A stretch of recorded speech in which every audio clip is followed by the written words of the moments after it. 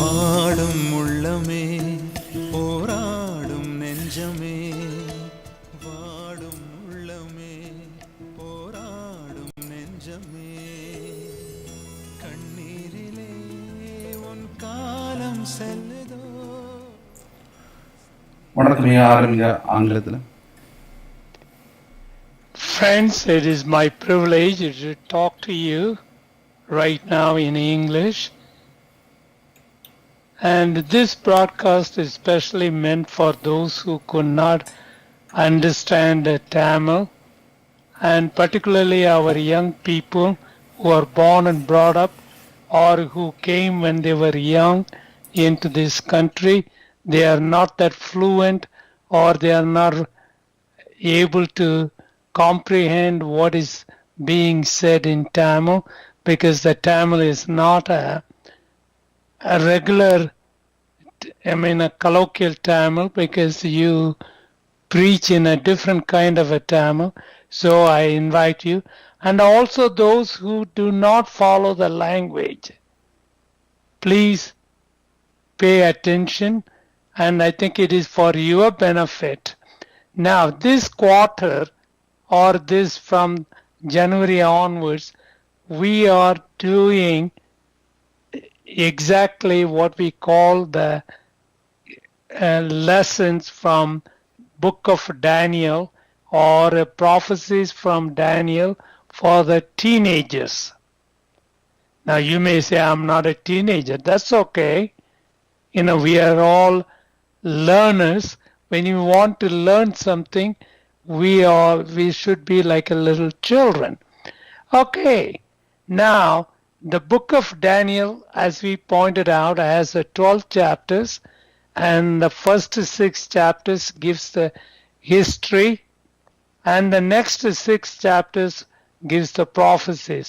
We handled, or we interpreted the chapter 7. We are in the chapter 8 for a long time. In the 8th chapter, to understand it, we need to know the plan of sanctuary.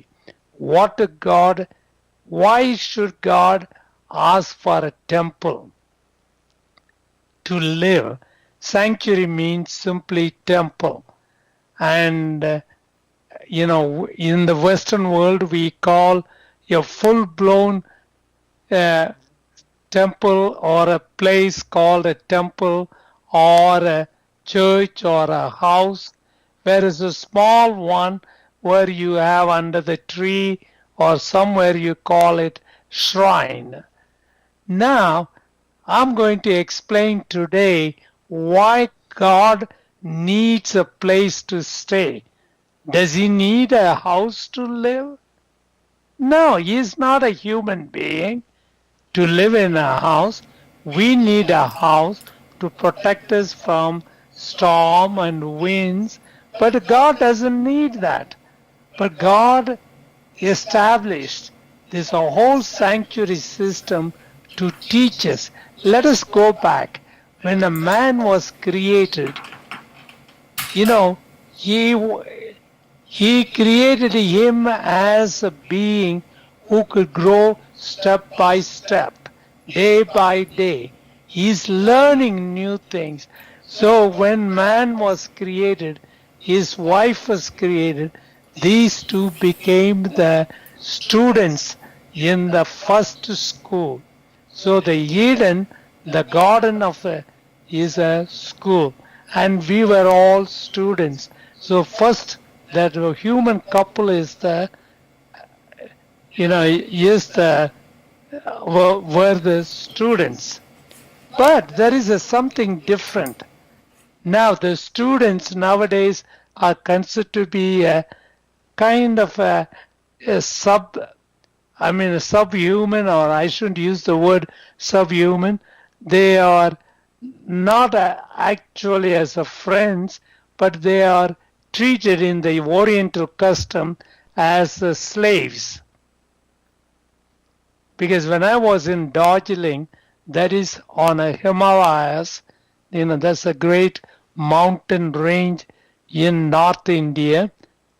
We were there, and the students, when they crossed their teachers, they will, they will do the honor by touching the feet of their masters. Or even the word master for a teacher, that indicates they are not friends. So this is the way they are treated. But in the Bible, no, we are not. We are treated as the children of God. Adam and Eve were children. It's a beautiful concept. But when man committed sin, he lost his childhood and he became, what we call, became a slave. Now, the first school, we are supposed to learn what God is. And for that, we had a lessons, and we didn't have a notebooks or a paper as such. We had a nature. Nature is our lab. We can study our animals, how they breathe and how they do it. And also we can study about the plant. So the plant kingdom, animal kingdom, these were the study. And we studied lots of lessons. And, and not only we are, then what happened when man committed sin, he fell, God changed the curriculum. God wanted to teach us how he is going to make us better, how to repair us. That's what we call it as salvation. Just like a vehicle, when it falls down, you take it to the mechanic. Is the mechanic who analyzes the problem, diagnoses, and fixes it. So the salvation is the same thing. God is trying to put the things together. And there is a verse in the Old Testament, first he started his school in the Garden of Eden, and then as soon as the man failed, he changed the curriculum. He came and told them, our first parents, look, I'm going to make a enmity between you and Satan, and between his offspring and your offspring. And then there is a person whom we call Messiah or Mashiach or Christ. And he is going to teach you all the things. And he will, he will offer himself as a sacrifice. In order to indicate that, God gave them the clothes. The clothing is made of skin or a leather clothing.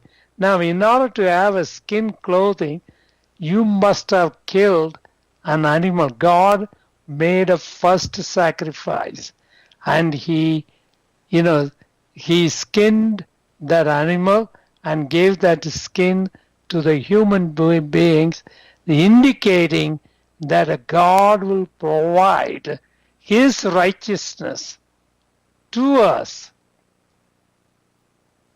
not to, not our own righteousness. Okay, that was the teaching. Now, you may ask, how do you know about that?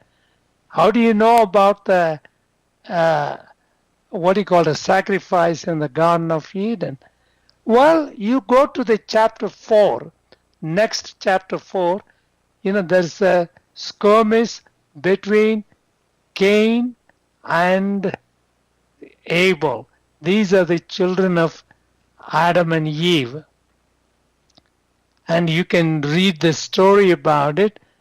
Now, what is the meaning of this sacrifice? Now, if you were to read the ancient literature of India or religions, they all say that, well, God is very angry, so we need to appease him, so we need to give him some of this sacrifice. He doesn't know. He doesn't need to be appeased.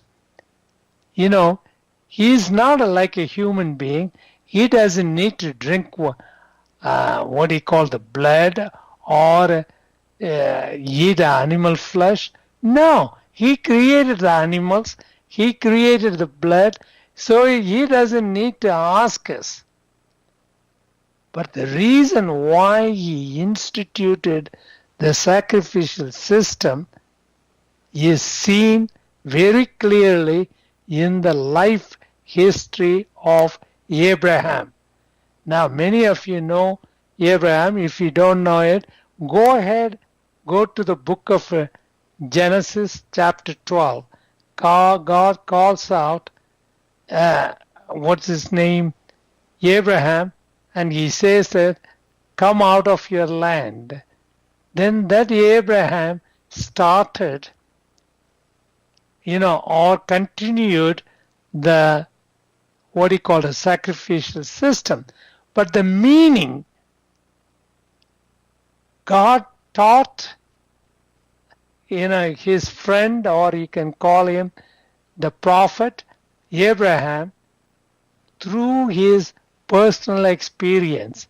Now, Abraham didn't have a child through his wife for 100 years. He was 100-year-old, and his wife is 90 years old, and they had a child called Isaac. Not Isaac, Ishmael, and it was born to a surrogate mother, we call it, but in those days he's born through a slave. Okay. Now God said that you are going to have a son through your own wife Sarai, and that son would be Isaac. Isaac means a laughter, because he was old and she was old, and it was a big laughing matter. And that's what it was. Now, friends, God wanted to teach Abraham the story of the meaning of that sacrifice. So he said one day, Abraham, please take your only one son, that is Isaac. He was a teenager at the time, 16 or 15 years old. We don't know how old it was. He said, you sacrifice him. Now you may ask, how could Abraham sacrifice a human? Human sacrifice was very common in those days. He understood, but not his faith, but his friends, and in the town, in the city, they all gave a human sacrifice. So he said, okay, Lord, but he didn't tell his wife, because his wife would discourage, because after all, you had a son after so many years, and you want to lose the son? No way. And she would deny it. She would be very sad. You are crazy. You must be listening to a wrong voice. You are hallucinating. So Abraham didn't tell. And he took his son and some servants to a hill. I mean, that's about a 3-day journey, because God said that I will show you what to give him as an offering. So he prepared a pot of fire, because they didn't have what we call matches. So they took the fire and the wood. The young man carried the wood. They walked 3 days. Of course, they broke the journey. I tell you, Abraham felt the pangs of pain. How to give only one son to God? And God showed the hill or the mountain That's what we call a Zion. He climbed on it very painfully, but he did not take any animal.